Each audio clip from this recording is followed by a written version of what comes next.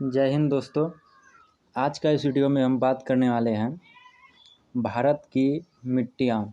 यह हमारा ज्योग्राफी का सेकेंड लेक्चर होने वाला है। इससे पहले एक लेक्चर अपलोड कर चुके हैं जिसमें भारत की भौगोलिक स्थिति के बारे में बताए हैं। अगर आप वह वीडियो नहीं देखे हैं तो प्लेलिस्ट में जाकर ज़रूर देख लें। तो आज का इस वीडियो में भारत की जो मिट्टियाँ हैं इसमें पूरा थ्योरी कवर करेंगे और इसके साथ साथ प्रीवियस ईयर क्वेश्चन जो पूछा गया है उनको भी डिस्कस करेंगे। तो आइए आज का वीडियो स्टार्ट करते हैं।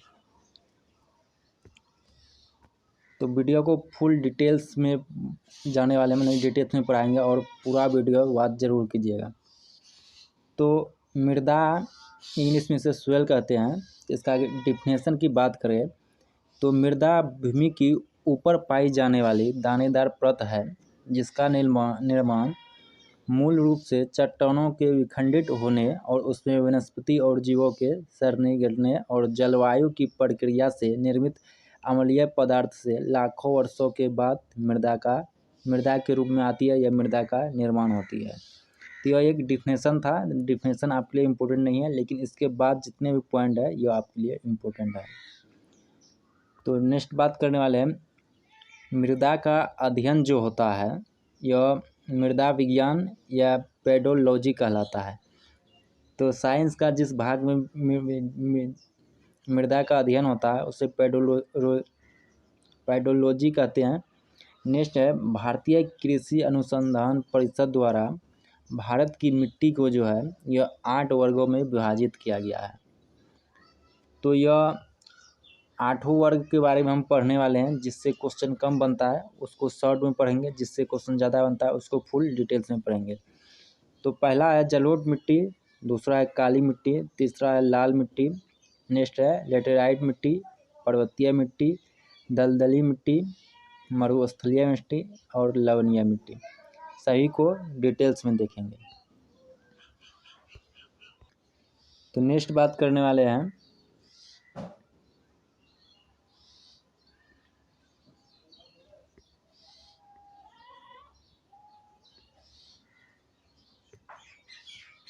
भारत में सबसे ज़्यादा क्षेत्रफल पर पाए जाने वाली मिट्टियाँ।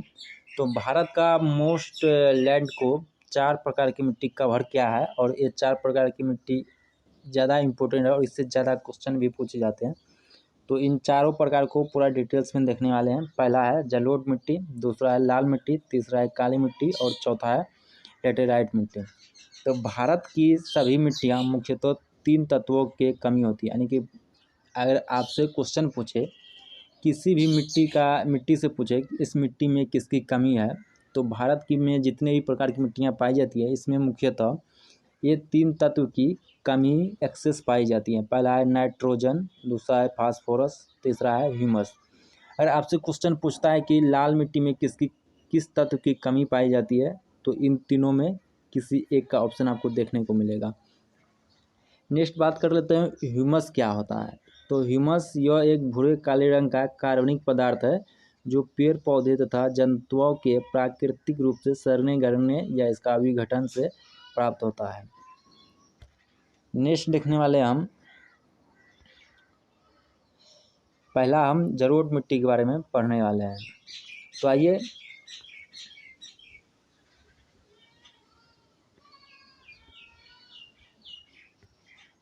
तो जलोढ़ मिट्टी इसे डोमट मिट्टी और कछारी मिट्टी भी कहते हैं।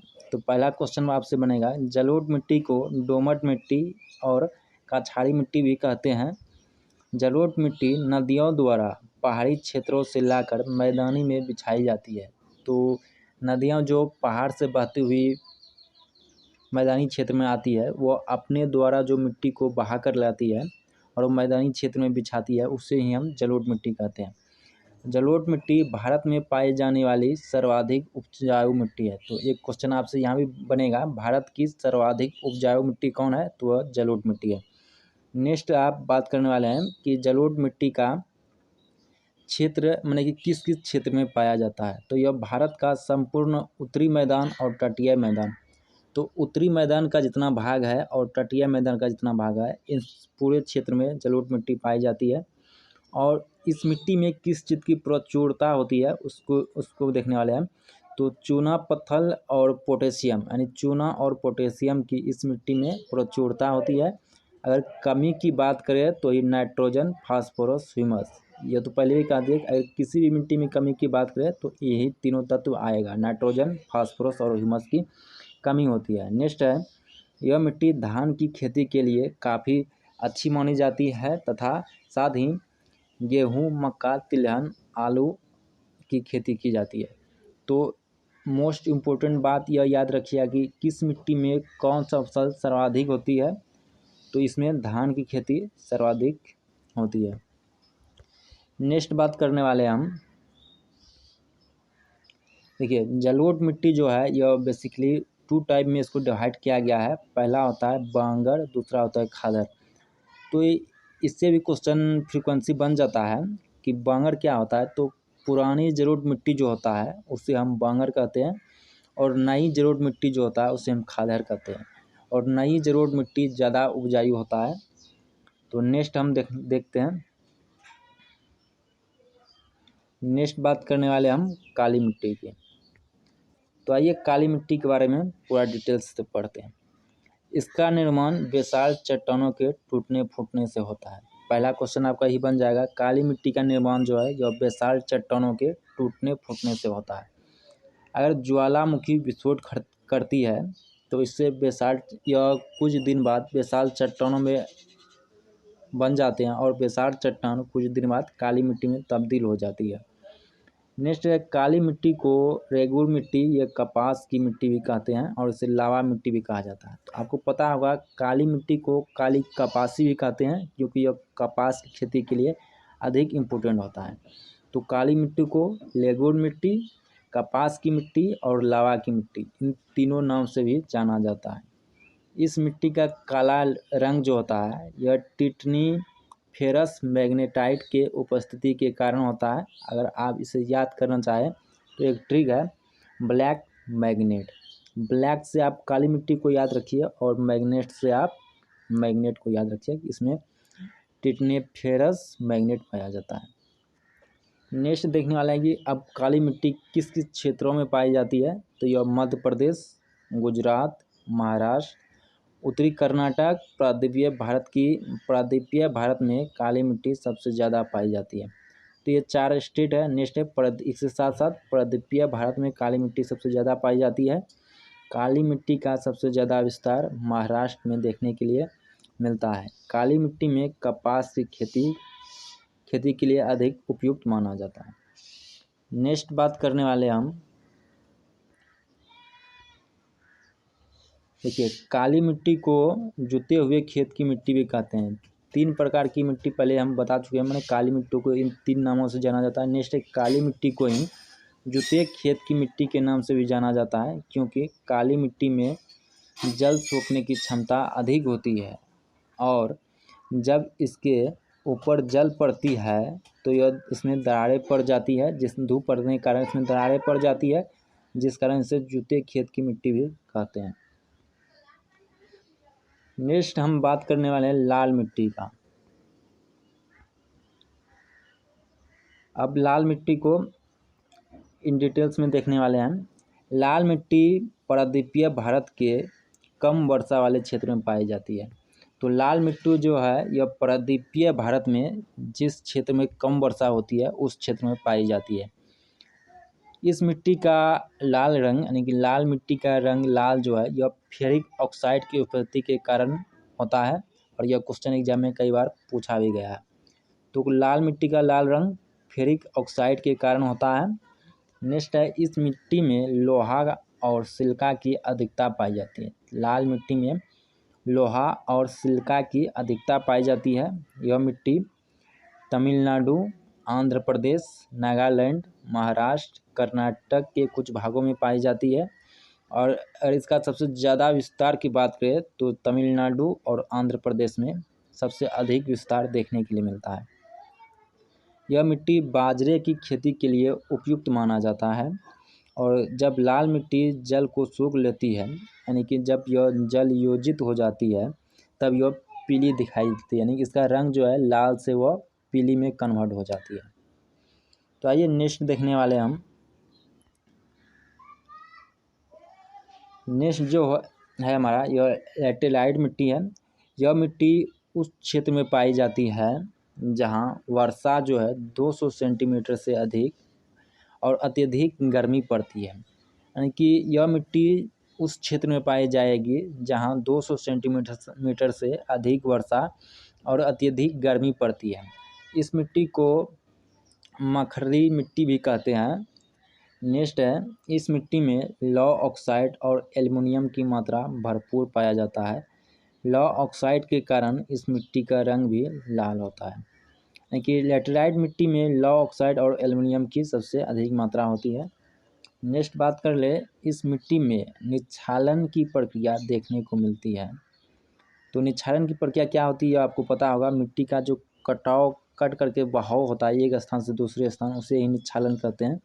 नेक्स्ट है, यह मिट्टी मुख्यतः केरल, कर्नाटक, तमिलनाडु, महाराष्ट्र के कुछ हिस्सों में पाया जाता है। इसके साथ साथ उड़ीसा हो गया, मेघालय हो गया, असम के कुछ हिस्सों में भी पाया जाता है।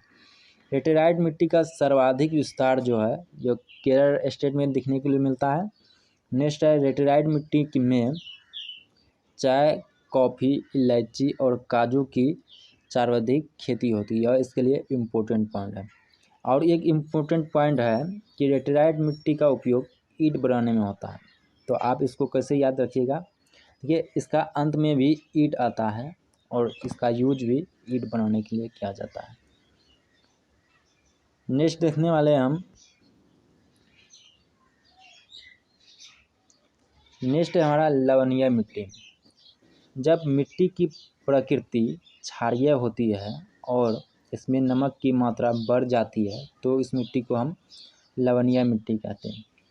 यह मिट्टी ज़्यादातर समुद्री क्षेत्रों में देखने के लिए मिलता है। तो लवणीय मिट्टी को लेह, कलहर, ऊसर मिट्टी के नाम से भी जाना जाता है। भारत में इस मिट्टी का सबसे ज़्यादा विस्तार गुजरात के कच्छ के रण में देखने को मिलता है। क्योंकि यह लवणीय मिट्टी है, यह समुद्र तटीय मिट्टी होती है। क्योंकि समुद्र का जल जब ज़मीन पर चढ़ती है तो ज़मीन जो सोखती है, जिसके कारण यह अत्यधिक लवणीय हो जाती है। तो यह इसमें बेसिकली इस बात को याद रखिएगा, इसका विस्तार जो है गुजरात के रण में देखने को मिलता है। नेक्स्ट बात करने वाले हम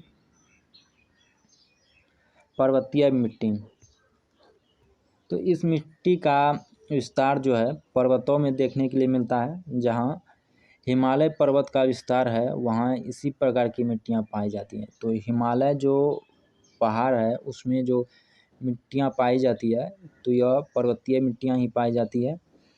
पर्वतीय मिट्टियाँ का विस्तार जो है यह जम्मू कश्मीर, लद्दाख, हिमाचल प्रदेश, उत्तराखंड, सिक्किम और अरुणाचल प्रदेश में देखने को मिलता है। जितने भी पर्वतीय एरिया है वहाँ इस मिट्टी का विस्तार देखने को मिलता है। और इसमें जो है सेब, नाशपाती और चाय की खेती अत्यधिक की जाती है और इसका ही खेती उसमें किया जाता है। नेक्स्ट देखने वाले हम मरुस्थलीय मिट्टी। तो मरुस्थलीय मिट्टी जो है इस प्रकार की मृदा नमी की कमी होती है। आपको पता ही होगा मरुस्थलीय मतलब जहाँ नमी की कमी होती है, यानी जल की अभाव होता है। इसका विस्तार जो है राजस्थान, गुजरात, दक्षिण पंजाब और दक्षिणी हरियाणा में देखने के लिए मिलता है। मरुस्थलीय भूमि होने के कारण यहाँ खाद्यान्न उगाना संभव नहीं है। यहाँ पर मोटा अनाज जैसा बाजरा, ज्वार, सरसों की खेती किया जाता है।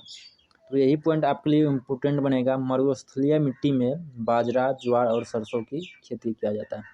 नेक्स्ट जो होने वाला है यह हमारा दलदली मिट्टी।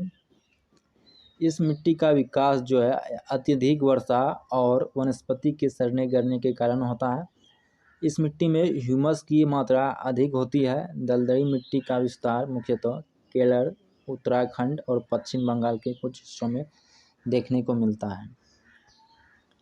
नेक्स्ट देखने वाले हम, नेक्स्ट है हमारा कि पीएच स्केल। पीएच स्केल का निर्माण जो है यह सोरेनसन नामक वैज्ञानिक ने किया था। तो पीएच स्केल को इसमें इसलिए देखने वाले हैं, कोई भी मिट्टी कितना उपजाऊ है, मिट्टी का कितना में उपजाऊ होता है, उसको पीएच स्केल में मेजरमेंट किया जाता है। तो अगर पीएच स्केल का पैमाना 7 में हो तो वह उदासीन माना जाता है, और 7 से नीचे हो तो वह अम्लीय होता है, और 7 से अधिक हो तो वह क्षारीय होता है। मुख्यतः फसलों को उगाई जाने वाली भूमि जो होती है जिसमें फसल उगाया जाता है, उसमें अगर 6 से 7 है पीएच स्केल यानी कि मिट्टी अम्लीय है, तो उसमें फसल अत्यधिक उपज होती है। मिट्टी में अम्लता, नेक्स्ट क्वेश्चन है और यह इम्पोर्टेंट है कि मिट्टी में अम्लता को कम करने के लिए चूना पत्थर का उपयोग किया जाता है, और मिट्टी में अगर क्षारीयता है तो उसे कम करने के लिए जिप्सम का उपयोग किया जाता है। यह क्वेश्चन कई बार पूछा गया है। तो नेक्स्ट बात करने तो आज यहाँ तक हमारा थ्योरी सेक्शन जो था वह कंप्लीट हुआ। मृदा से ज्योग्राफी के अंदर ये टॉपिक जो है काफ़ी इम्पोर्टेंट है, और थ्योरी जितना था वह कवर किया है, और आज तक अपडेटेड जितने भी क्वेश्चन मृदा से पूछे गए हैं सारे क्वेश्चन को प्रीवियस ईयर हम लगाए हैं। तो आइए क्वेश्चन को देखते हैं। पहला क्वेश्चन है हमारा, भारतीय कृषि अनुसंधान परिषद द्वारा मृदा को कितने प्रकार में बांटी गई है? तो इसका सही आंसर होगा ऑप्शन नंबर डी, मृदा को 8 प्रकार में बांटी गई है। दूसरा क्वेश्चन है, भारत की सर्वाधिक उपजाऊ मिट्टी कौन है? तो भारत की सर्वाधिक उपजाऊ मिट्टी की बात करें तो ये जलोढ़ मिट्टी भारत की सर्वाधिक उपजाऊ मिट्टी है। नेक्स्ट क्वेश्चन है, भारत के सर्वाधिक क्षेत्र में किस प्रकार की मिट्टियां का विस्तार पाया गया है? तो भारत की सर्वाधिक क्षेत्र में यह काली मिट्टी का विस्तार सबसे अधिक क्षेत्रों में पाया जाता है। नेक्स्ट है हमारा, नवीन जलोढ़ मिट्टी को अन्य किस नाम से जाना जाता है? तो नवीन जलोढ़ मिट्टी जो है इसे खादर मिट्टी के नाम से जाना जाता है, और पुरानी जलोढ़ मिट्टी जो है इसे बांगर जलोढ़ मिट्टी के नाम से जाना जाता है। आपको बताए थे जलोढ़ मिट्टी का 2 प्रकार, खादर और बांगर। जो नई मिट्टी थी उसे खादर कहते थे, और जो पुरानी थी उसे बांगर कहते थे। नेक्स्ट क्वेश्चन हमारा, क्षेत्रफल के आधार पर भारत की मिट्टियों का सही अवरोही क्रम क्या है? ध्यान दीजिएगा, अवरोही मतलब घट्टी क्रम होता है। तो इसका आंसर सबसे ज़्यादा क्या है? जलोढ़ मिट्टी है, और सबसे कम में लेटेराइट आता है। तो ए बी में सेम है, तो इसका सही आंसर होगा ऑप्शन नंबर बी। जलोढ़ मिट्टी के बाद लाल मिट्टी आती है, और उसके बाद काली मिट्टी आती है। नेक्स्ट क्वेश्चन देखने वाले हम। क्वेश्चन है हमारा, कपास की खेती के लिए सर्वोत्तम मिट्टी क्या है? यानी कपास की खेती सबसे अधिक किस मिट्टी में होती है? तो इसका सही आंसर होगा ऑप्शन नंबर ए, काली मिट्टी में कपास की खेती सबसे अधिक होती है, और इसे काली कपासी के नाम से भी जाना जाता है। नेक्स्ट क्वेश्चन हमारा, काली मिट्टी का विस्तार पाया जाता है? तो काली मिट्टी का विस्तार जो है यह महाराष्ट्र, मध्य प्रदेश, गुजरात, इनमें सभी जगहों में पाया जाता है। तो इन तीनों जगहों में पाया जाएगा, इसलिए ऑप्शन डी सही होगा इनमें से सभी। नेक्स्ट क्वेश्चन हमारा, भारत में निम्नलिखित मृदाओं में से कौन सी बेसाल्ट लावा के अपक्षय के कारण निर्मित होती है? तो बेसाल्ट लावा के अपक्षय से काली मृदा का निर्माण होता है। नेक्स्ट क्वेश्चन है हमारा, रेगूर मिट्टी का दूसरा नाम क्या है? तो रेगूर मिट्टी का आपको कितने नाम बताए थे? 3 नाम बताए। तो यहाँ रेगूर मिट्टी का दूसरा नाम क्या होगा? तो काली मिट्टी रेगूर मिट्टी का दूसरा नाम होगा। नेक्स्ट क्वेश्चन है, मिट्टी की अम्लता को कम करने के लिए उसमें क्या मिलाते हैं? तो इसका सही आंसर होगा ऑप्शन नंबर बी, मिट्टी में अगर अम्लता कम करना हो तो उसमें चूना मिलाते हैं, अगर क्षार को कम करना हो तो उसमें जिप्सम मिलाते हैं। नेक्स्ट और लास्ट क्वेश्चन होने वाला है हमारा, निम्नलिखित में से कौन सी मिट्टी ईंट के लिए उपयुक्त मानी जाती है? यानी किस मिट्टी का उपयोग ईंट बनाने में किया जाता है? तो ठीक क्या बताए थे? लास्ट में ईंट है, तो इसी का मिट्टी का यूज ईंट में, यानी कि लेटेराइट मिट्टी का यूज ईंट बनाने में किया जाता है। तो गाइस ये टोटल ऑब्जेक्टिव क्वेश्चन थे जो प्रीवियस ईयर एग्जाम में पूछे गए हैं, सारे क्वेश्चन को कलेक्ट किए थे। तो वीडियो कैसा लगा कमेंट करके ज़रूर बताइएगा, और वीडियो अगर पसंद आए तो लाइक ज़रूर कीजिएगा, और वीडियो को शेयर कीजिएगा। वीडियो देखने के लिए धन्यवाद।